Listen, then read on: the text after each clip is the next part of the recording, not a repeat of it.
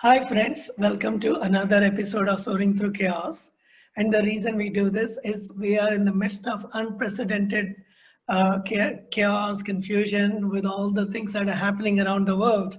At least in my lifetime, I've never seen so much chaos with the pandemic and with the fires and all that. So, one thing I'm doing is I'm meeting with people or reconnecting with people who have done some very interesting work who have helped build community in different ways so that we can all learn from each other. One of them is Swati Bedekar. When I was coming back to India after being in the US for many years, my friend Ray said you should go and talk to Swati because she's doing something interesting. So Swati, tell us about what you did and how it changed you and how it changed others. Hello. Well, that's many questions and much longer time span, but I'll try to.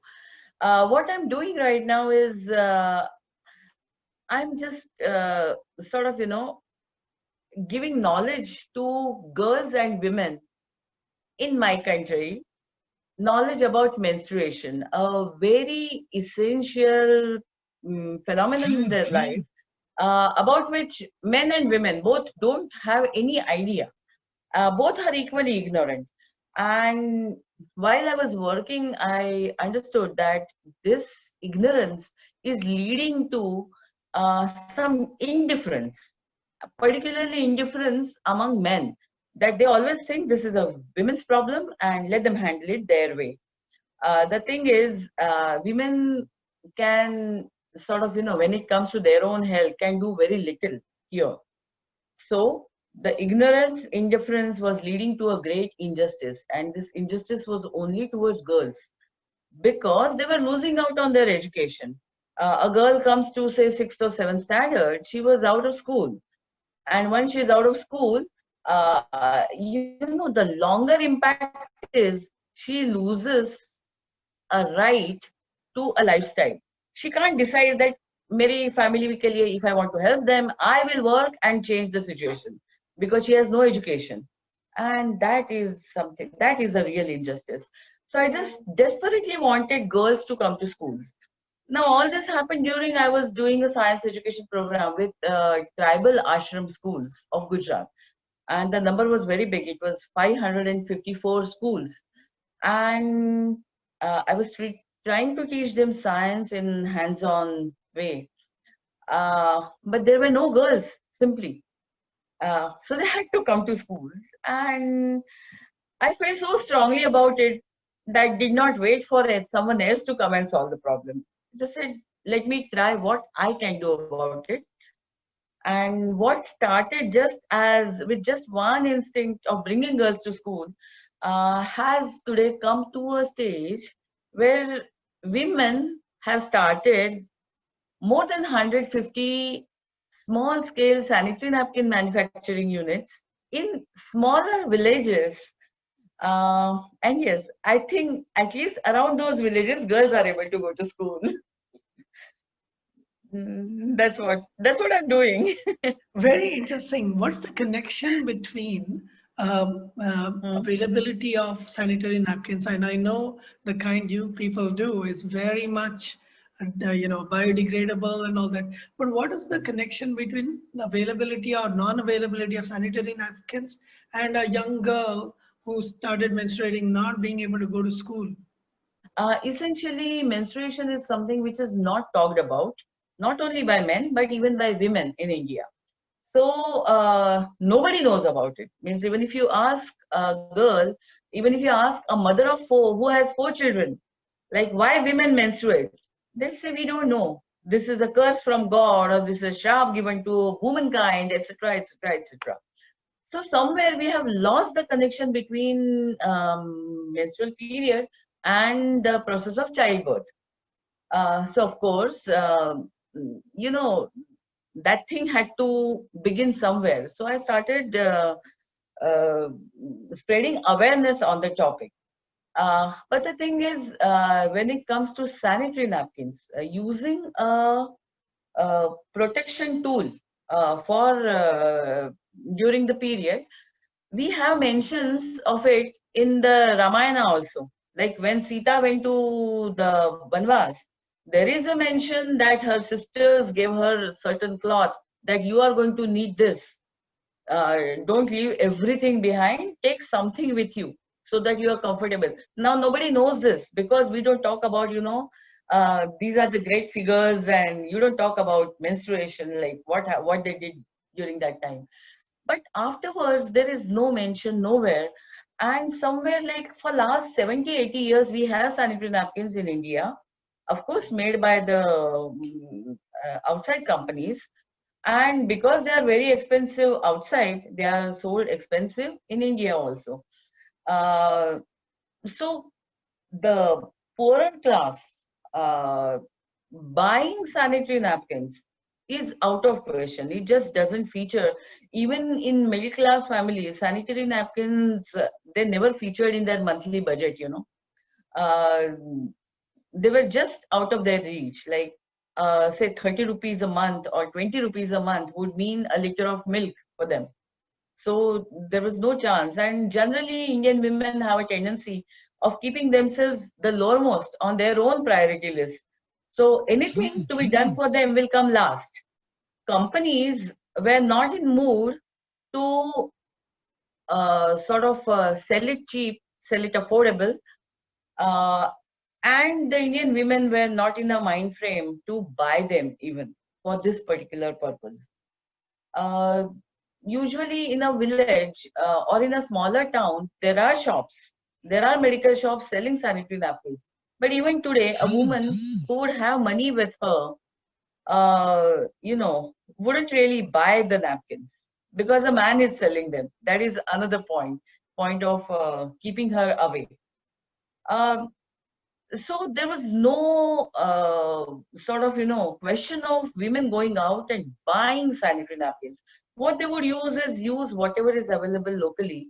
It could be ash from the kitchen, it could be a pot of sand in Rajasthan, or in villages it could be sukhi pattiyan kuch kapde mein lapet ke ya purana kapda. And that has been going on since years. To some extent, it was sustainable as long as cotton cloth was available to women and a lot of water was there, running water was available. Now, with the times, changing times, both things are diminishing. Cotton cloth is a luxury of rich women, cotton sari, and water is almost disappearing. So using their own sustainable methods is becoming a problem to women. And problem how much? 76% of women are kind of suffering from some or the other kind of infection in vaginal area. So it's a great threat to their own health. And well, you know that the man-woman ratio in our country is also skewed. A woman is already facing crisis of existence, and then whatever women we have, if they are facing problems because of ignorance, not done, we are wasting so much of potential, you know uh, so yeah, some change was necessary, and what I did was a small effort to do that, to bring about that. It's small but very important effort, and it has changed the lives of millions of women. You know what I find curious, Swati? Correct me if Hmm. I'm wrong, but like me, you also came from the middle class of Mumbai in the city of Yes. Bombay. So Yeah. probably these are not the issues that were troubling you, but something in your life, something in your childhood must have prompted you to look at these kinds of issues and gone. I know you said it was lack of science education, but how did you even think about doing these things for tribal women?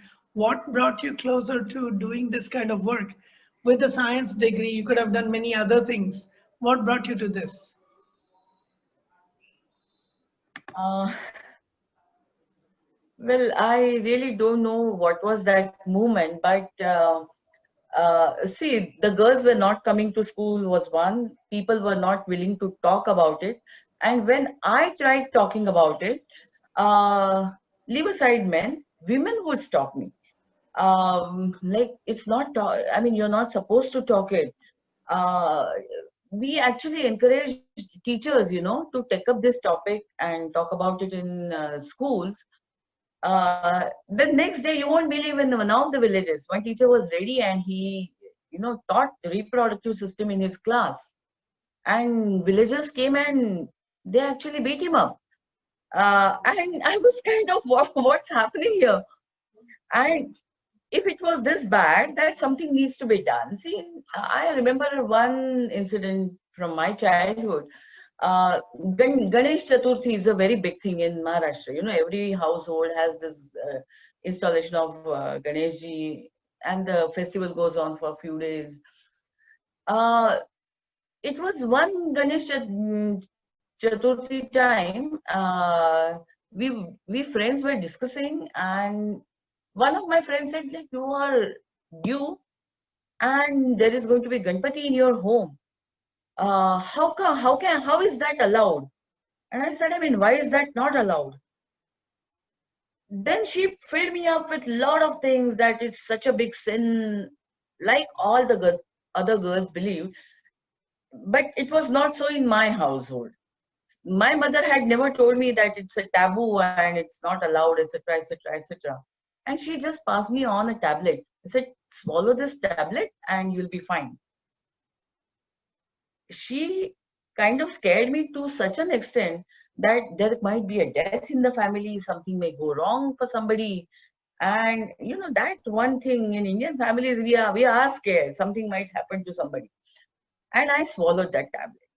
I swallowed the tablet and I started vomiting, and that's why I was sent home from the college. I was in college actually. And still, I heard so many stories about such a small process. My mother came home from office. She said, what happened to you? I said, I swallowed some tablet, and since then I'm vomiting. She said, show me what's the tablet. And she freaked because that was a birth control pill. And she literally freaked that. I mean, why are you taking this? I said, no, my friend said, I can push my period forward if I swallow this tablet. Said, why the hell on earth you want to do this? I said, because there is Ganpati and I was told that I cannot be in my periods. She said, oh my God, this was the thing I wanted to avoid. So even my mother wanted to kind of, push aside those taboos. She said, now just stop these pills, let the period come. And my family took a decision that this year you are going to do the Agra Puja of Ganeshji, even if you are in your periods. If the God decides to, give a punishment, all of us will face it together. That's something, that little something, though there was fear in my mind, it somewhere it built confidence also. And that confidence, because, nothing happens, these things are not a taboo. After that, somewhere, I used to look around, people observing and, doing actually such things like sitting aside, sitting outside a house. And when I actually started working on it, I have seen such ghastly things. In Uttarakhand, literally, I mean, not even outside the house, they make a girl sit in some den somewhere, outside the village. Now that young girl, she's so vulnerable, even for other kind of, mishaps, which should not happen to her actually. But it happens. And that's the reason I felt, no, I mean, people must know that all the systems in our body behave equally with men and women both. It is just the reproductive system which behaves differently because a woman is given, woman or female, in all mammals it happens that female's body is given this additional responsibility of rearing a child inside her. And that's the reason this difference of a woman getting a longer period and blood and the other things which are supposed to be for the nourishment of a fetus go out of the body. And this must be told to everyone. People must be taught to respect. If the two systems are different and behaving differently, we must respect each other's system, and not out of fear, but out of knowledge.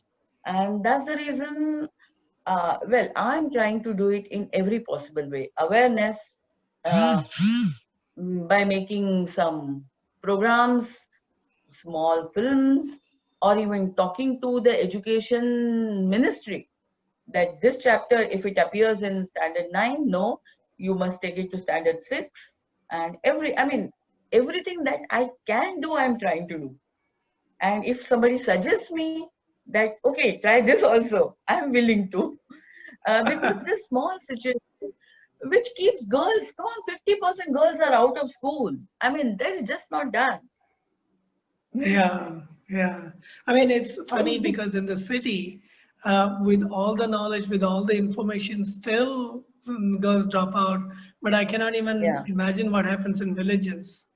And yes, in fact, in our Hindu traditions, we have the goddess on top, Gayatri Mantra, the mother of the yeah, Trinity. And then we cannot respect what it takes a mother to give birth. A woman cannot even give birth if she's not menstruating. If we cannot respect this simple, yeah, process of the lunar cycle almost, then how can we respect yeah.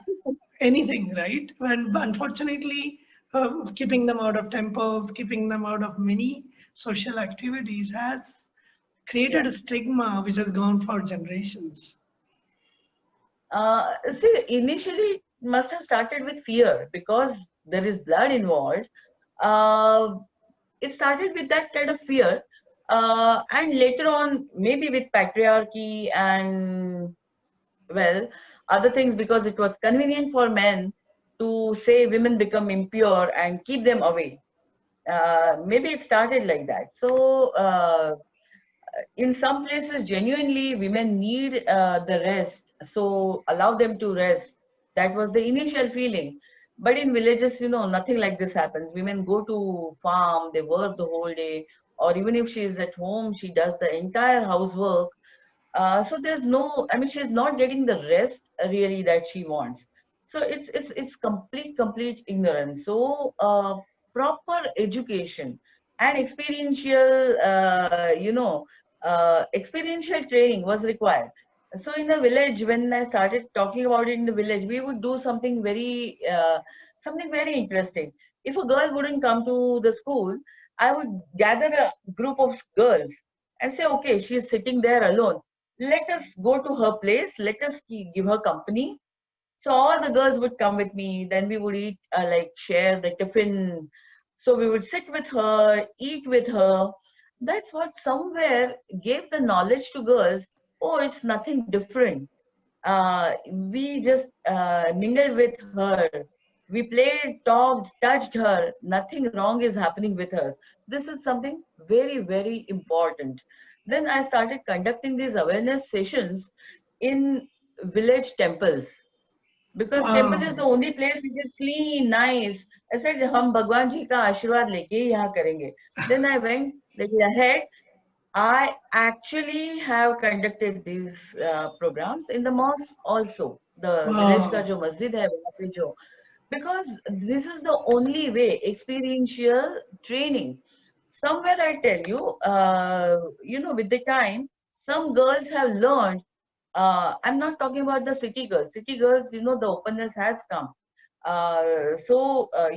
Doing away with these restrictions has begun there. But in villages also, girls really want to. They say we want to be part of a social function, but we can't be because we are not allowed to. So they fake. They just don't tell anybody. It's like, who's going to know that we are in our periods? And if we if we get a good protection, we will be able to do that. And just people need to know that if a girl gets a good protection, there's nothing wrong. It's like, we created many songs. When we had to give our message to village women, first we made posters. Posters were all gone because, I mean, they were to some extent useless because nobody could read what was written on them. So we made songs and made them popular we made songs on tribal tunes only. But the messages were something like, शरीर नहीं रखता पास जो चीज नहीं जरूरी, कुदरत के इसी नियम से आती है महावारी. So it's like, making songs on different topics, different concepts, telling them like if there is a sinus, it would go out of nose. If there is saliva in mouth, we would just spit it out. Is the same thing. It's an unnecessary thing in the body, so it is going out.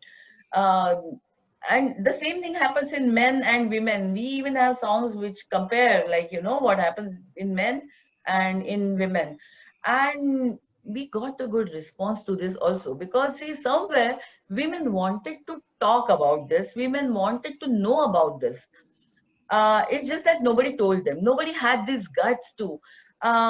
Many times, my doctor friends, they said, if we go to village, we try and explain them, but these people don't understand. I said, yes, they don't understand, because if you use, some words, some scientific terms, they're not, it makes no sense to them. So go down to their language, uh, like kind of, pick up things from their own life and sort of make them understand. We even made a nice model of, uterus, just to show girls how a period happens. Now, this was something bizarre. Said, I mean, don't tell me you're going to show girls how a period happens. I said, yes, I'm going to show them, and it is very, very interesting. Then I would talk, I just, take a bottle, uh, a pet bottle, which people throw away. Pani pi ke phek dete hai, sort of, I would pick that up, cut it, make it in the shape of a uterus, and tell them, like, aapke ghar, sort of mehman, like if you are going to have guests at home, what would you do? How would you treat them? They say, yes, yes, we would offer them a chair, a sofa, or a chatai. I said, exactly, the uterus puts a nice chatai or dari, chatranji for the mehman who's going to come. Then, yeah, then we would offer chai, nashta, khana, depending on. I said, yes, now for a uterus, the new baby or the egg is the closest and dearest guest. So what would it do? The best blood in the body and the best sort of, nourishment till things would rush down to uterus. And if the egg doesn't get fertilized, what happens? Everything is of no use to the body, so it goes out from the nearest possible outlet, which is vagina. And in that bottle, it can be shown very easily. It has a nozzle, so you can show all the body parts. Girls are able to relate because they don't have any idea. Even city girls don't have any idea that how the whole system must be. They love it. I mean, why girls? Even boys learn this way. And then I started conducting these awareness programs for boys, because here, if at all we really want to change something, it's very important that boys change their attitude and sort of, their response towards things. If boys realize that girls get periods which are very painful every month, and they don't get it by choice, they get it, they have to go through it because the nature has given them responsibility of nurturing a new generation inside her body. So if at all, what they can do is they can help the girl and not mock her. If they mock her, see, this is a little dangerous thought. We all have heard of female feticide. If men keep on suppressing women like this is in woman's hand, when there can be a female feticide or infanticide, there can be a male infanticide also. If this suppression becomes too much, it's in woman's hand. Because I go ahead and really tell women that you raise a man, a boy child and a girl child, and the child is going to learn from you. So if you start discrimination, mera raja beta and meri kamwali beti, this is the way many times the girls are treated in many rural families. If you start doing that, things are going to change. And yes, these days, the first thing my women, when they start earning, that's what they tell me. Mere paas paisa aega, I can send my girl to school. Wow. So that change in their mind. So things will change. And of course, I do see change in the boys also. in as many schools we go to, it must be, the number must have crossed 5,000. But wherever we go, we see boys helping the girls and not mocking them anymore. That Wow, is the, so somewhere change has begun. that's huge. In fact, you will be delighted to know that tomorrow Seema and I are heading to Huh? Piplantri. Sham Sundar Paliwal created this whole forest Okay. in memory of his daughter Uh-huh. who died at the age of 16. Because in Rajasthan they Uh-huh. have one of the highest rates of female feticides and not enough girl children. Hmm. So when a girl is born, every family plants 108 trees, 108 trees, with the intention that Wonderful. with the girl, the forest grows. Yeah. Because at the end of the day, Yeah. it's the girl that gives birth to the next generation, as you said. So we cannot Yes. discount Yes. this as much as even there are presidential figures who have mocked women for menstruating, but they also have mothers. Hmm. And if they only realize that their mothers Yes. menstruated, and without their mother's menstruation, they would not be born. Yes. So this kind of lack of understanding is that Exactly. even in the United States. So Yes.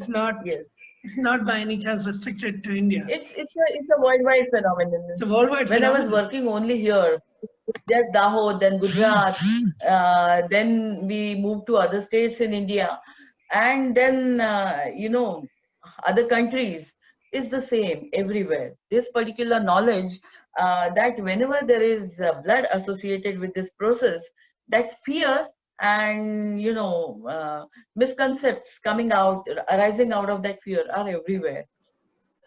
See, for women here, Indian women, it was getting engaged with this manufacturing of sanitary napkins was a life-changing experience almost, because these women had never got a chance to go to school also. They had to leave their education somewhere in the standard 4, 5, or maybe because they started menstruating, or because they got married and went to another village where nobody would send them to school. But here, coming to this unit was almost, I mean, they were learning a new thing every day, right from working with other women, sharing, knowing something about their body, knowing something about all the raw material that used to come in, from different places. For some of them, like, were excited with the idea that initially we used to use wood pulp as the raw material, and that in India there are not enough forest cover. Like, we have to import the wood pulp. And when I would tell them this has come from another country, this has come all the way from Canada or from Germany, it would excite them, like there is another country somewhere. And from there, the things have come here, traveled all the way. So from that, simple things like none of them had traveled uh, in ST bus even to another place. They said we sat in an ST when we got married and came to this particular village. I said, now you have to send, uh, see, because for all of us, it was all exploration. We didn't have a pool of money or anything, and had to maximum work they had done was, they were farm workers. They were working on fields, getting some 50 rupees a day, and then that's it. Then at home, whatever they do, I mean, getting paid for the work was, I mean, it never happened with them. Here, I had to create the market, I had to create awareness, I had to convince them that this is something better than the cloth you use. Then it was like teaching them how to make it so they don't feel, because this one thing was always there, sanitary napkin is something for the city girls. That is something which the ad comes on TV. It's not for us. That was always there. So we have to convince them, see, we are making it, so it is for you. Uh, and get them to make it, then make it, market friendly, make it, turn it into a product which was saleable. Yeah, too many things. Uh, the, I don't know. The first thing was like, how do we get out of the house? So I said, okay, this typical Sasuma will not allow me kind of thing. So I said, okay, we must take care of the Sasuma first. So I made Sas Bahu pairs. I told the customer that, see, your daughter-in-law is going to earn money, and you will stay at home, and when you need something, you'll have to ask, like, spread hands, like, give me some money to your son or to your husband or to somebody. Said, no, no, no, even to daughter-in-law, because she will have money, you will not. They said, no, no, no, even I'm coming to the center to work, whatever that I can. That, sort of solved the problem. They both started coming, and the interpersonal dynamics also changed. Uh, because if mother-in-law started telling the daughter-in-law, please work properly, yeah? People have to buy this. They're spending money, so your work must be perfect. Daughter-in-law just heard it because she wanted the liberty to come to unit, mingle, get empowered. She stopped minding, and her saying this, daughter-in-law stopped minding. And in this, I again found the best quality control department. Because every work that daughter-in-law has done, she would, be so critical about it, and, make sure that whatever work is done is perfect. So both ways, it also changed the family dynamics. This way, they both together, sort of, people started, first 2 3 months, it was like, what are they going to do, what difference is it going to make, this might be just another tukka. But the constant inflow of money in the house, changes everything. It so started to happen that suddenly they had a voice. They were being asked, घर में ये करना है, I mean, what is your opinion? So suddenly they realized we have an opinion, and it's being heard by people. Uh, Slowly it also, sort of encouraged. I must say, this is what happened in my family also. I was not sure when I was trying to do this, because I was then traveling to faraway places, this, that, how my family would take it. But it was very different. My husband, like, he was standing rock solid, and also he sort of got involved in it. Let us make the machines, let us make it easy for them. Um, and that kind of encouraged, in turn, the husbands of these women also. That, okay, if he comes here, he's taking so much of interest. The husband started coming. Okay, we want to send things somewhere. I work I'm an SC driver. Why don't you speak to my seniors? And actually, the solution came like that without having to invest anything in transport facility, ST bus was our mode of, transporting goods from one place to another, even sending raw material to different villages. Otherwise, this would have been so difficult. Sort of, I realized, see, this Coca-Cola or Lay's wafers are found only in, smaller towns or somewhere. What we would have done, we couldn't send tempos to so many places. But using this ST bus has helped us so much.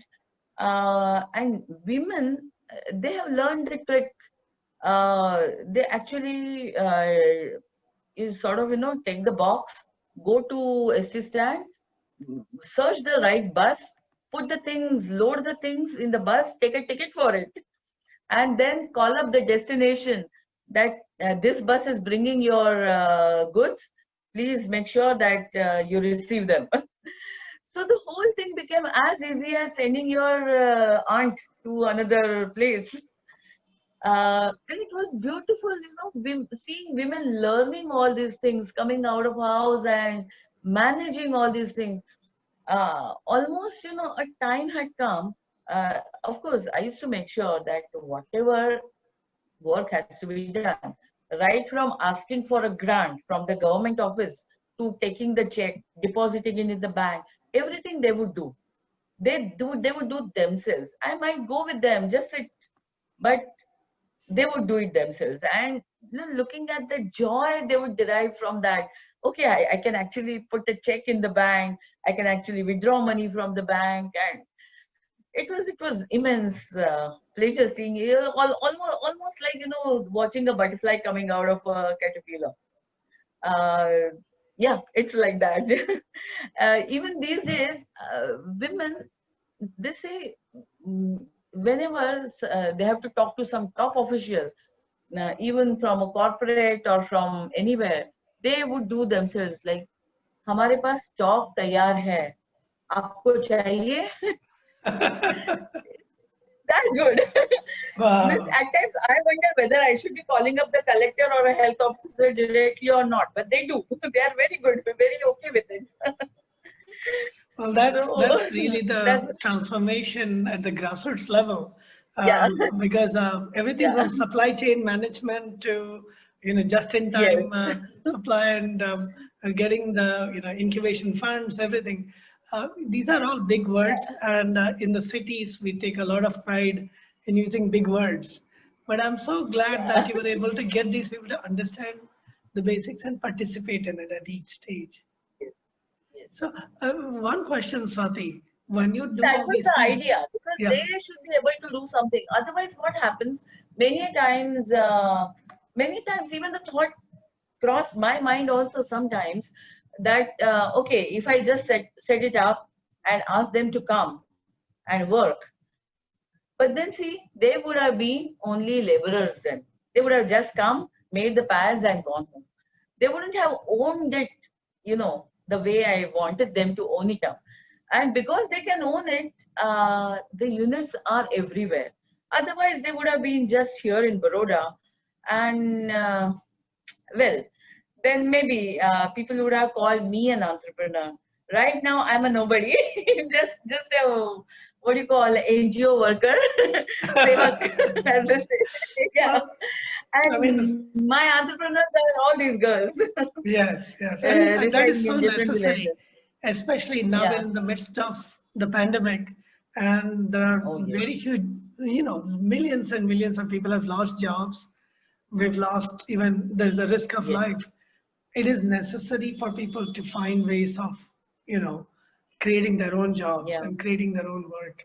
So I have two questions. One is about how did it change you? How did this whole process of empowering or working with people, in what ways did it change you as a person? That's my first question. I don't know. I mean, I'm the same person. I think it is, uh, yeah. But yes, it had changed me. That earlier I had my own aspirations. Probably when I must have done my MBA, maybe I wanted a big job or something. Must be. Then I don't remember that. I remember it quite now. But now, my aspirations are the aspirations of these women. And yes, I want to strive as much to fulfill them as much I would have done it for my own. That is there. Wow. That has that has happened. Yes, and somewhere I would keep aside. Do I want this car, that car? No, no, no. I mean, push it aside. Let us. If there is something these women want. So whenever some of them calls me like, we painted our house, or this time we put, you know, asbestos sheets on, like we have a pakka roof over our house.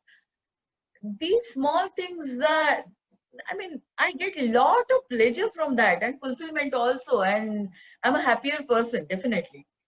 Uh, you know, uh, because every woman who's involved in this Sakhi project, she has her own very strong story, and watching them coming out of it, uh, still wanting to change their own situation, it's something fantastic.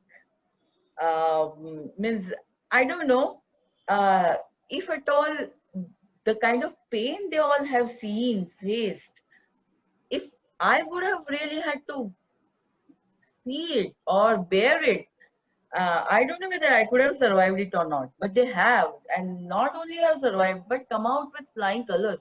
So the best part is they are all now my role models. I want to have their strength. I want to sort of, and maybe synergy. So if I can be of some use to them using the skills I learned, or I was fortunate enough to get that education, and if I can transfer it to them, yeah, it's it's just that.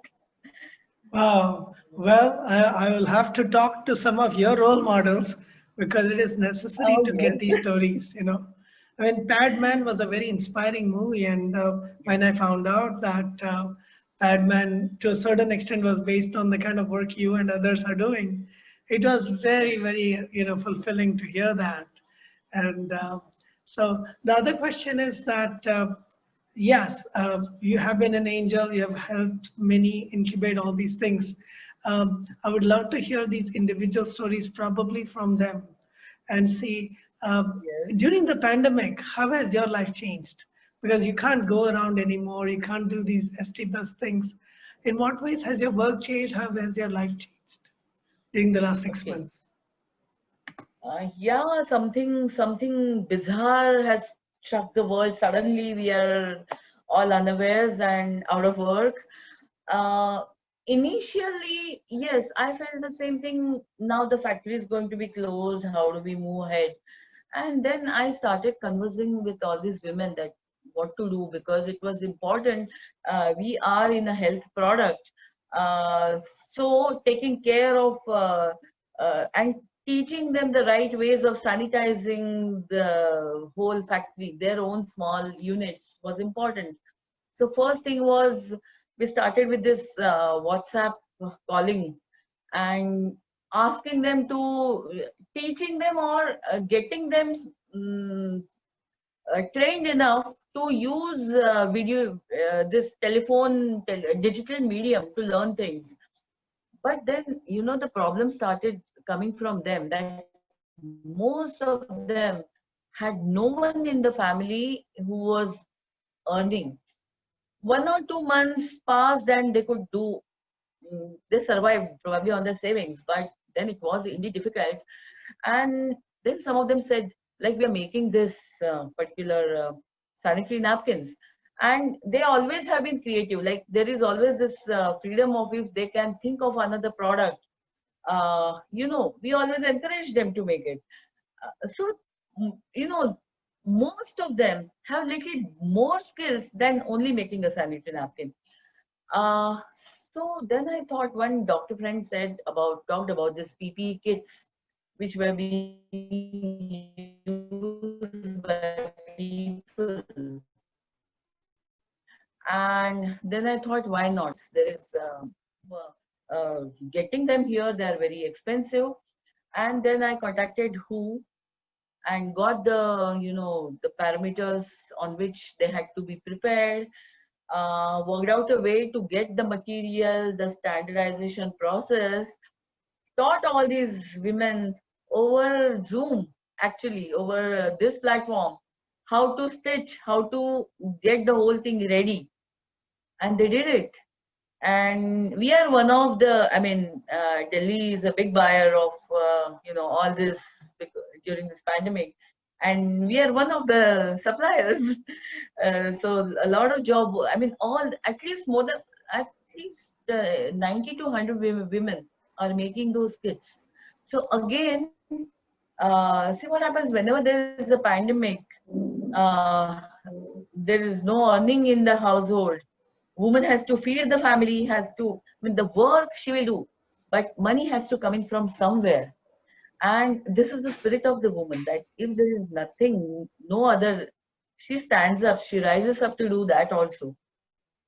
All these women, it was, uh, they not only, learned how to make these kits, how to make these hazmat suits, made them, they are being the orders are being sent out properly. At the same time, see, even sanitary napkins is also a problem. All the shops are closed, so availability of this product is also a problem for women. And now that many of them have got used to it, so these women continue with that work also, which is the best thing.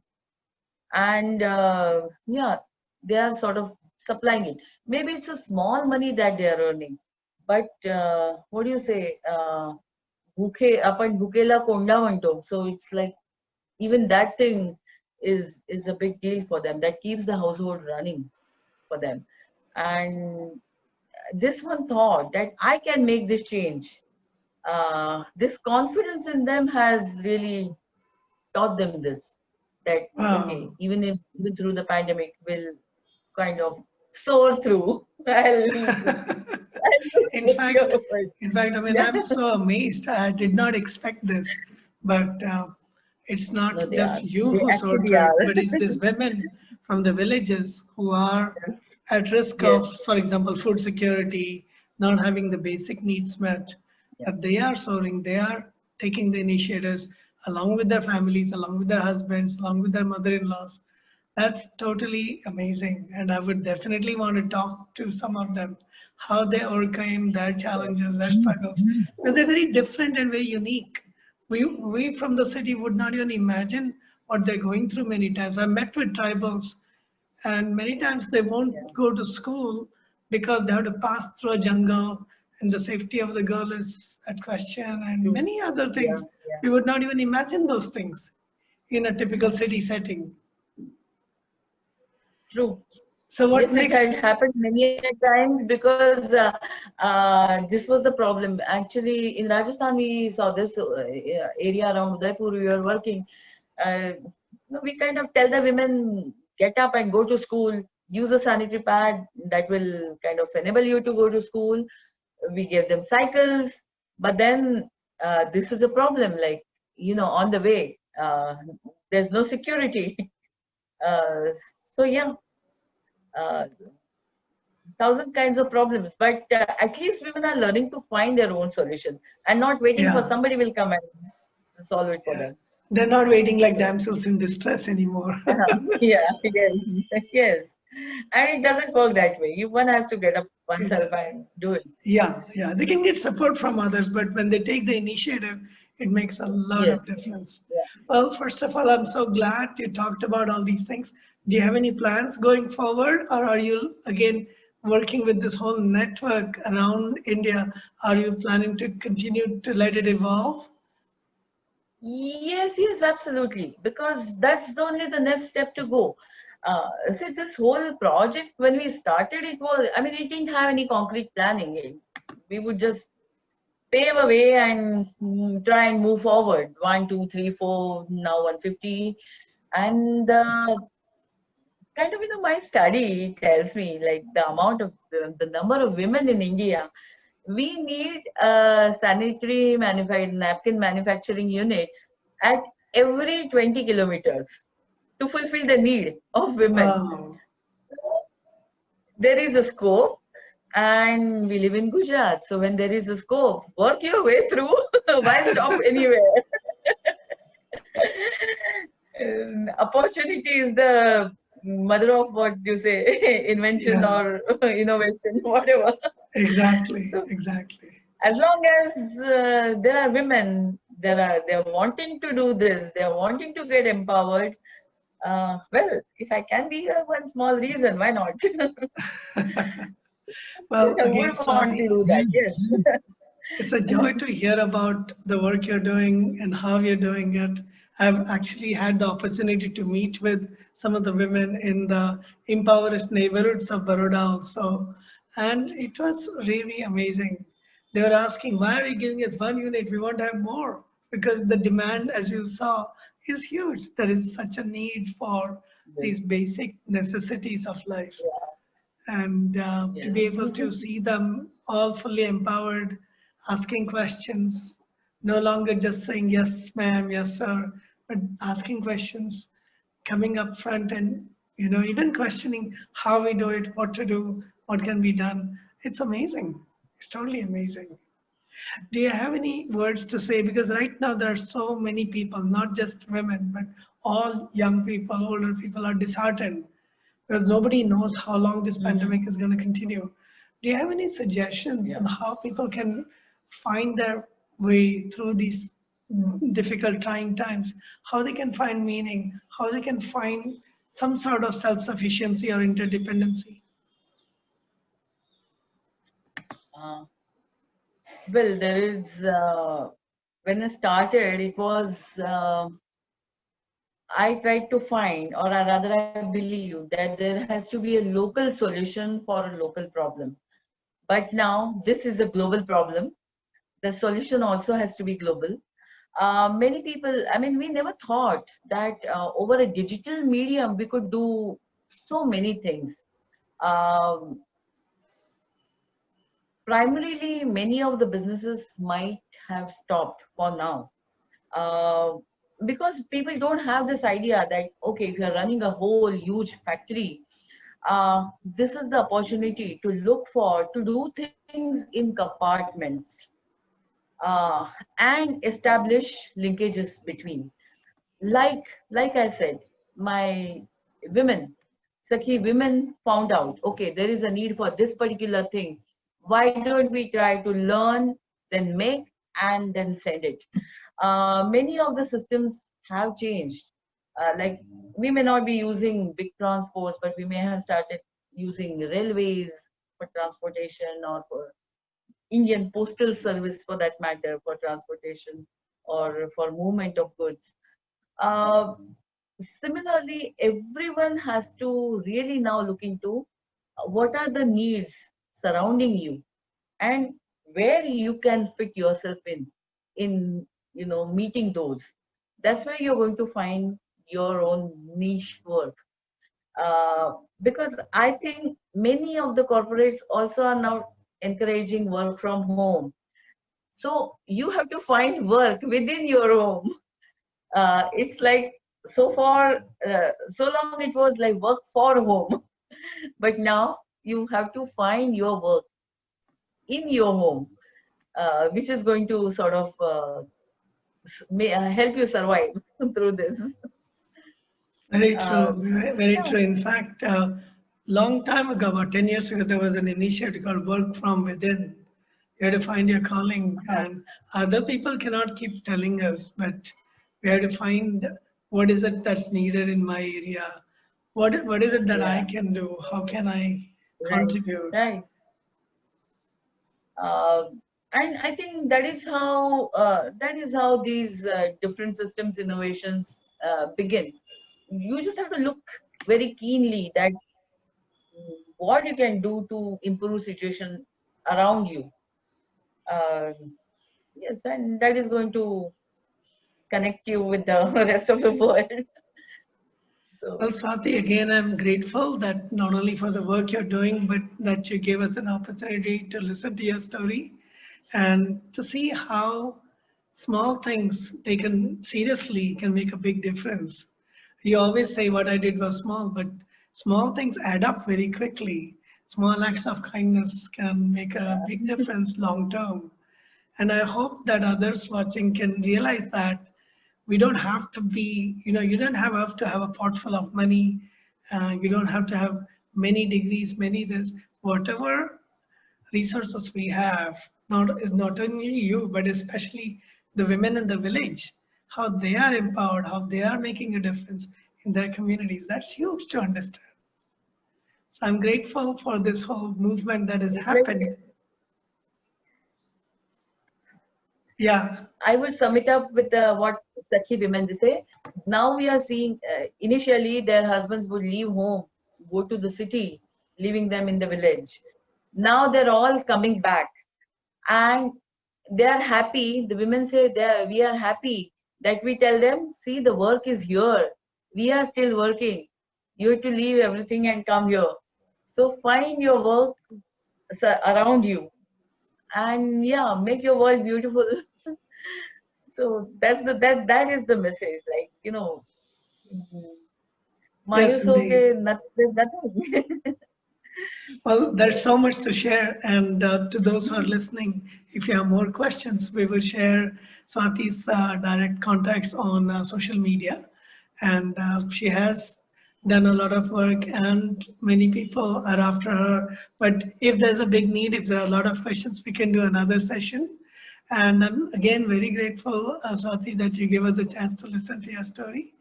And you never know where these things will lead us, but for sure the change has to begin within us. And that's what I see in you, that's what I see in the women that you're working with. Thanks again.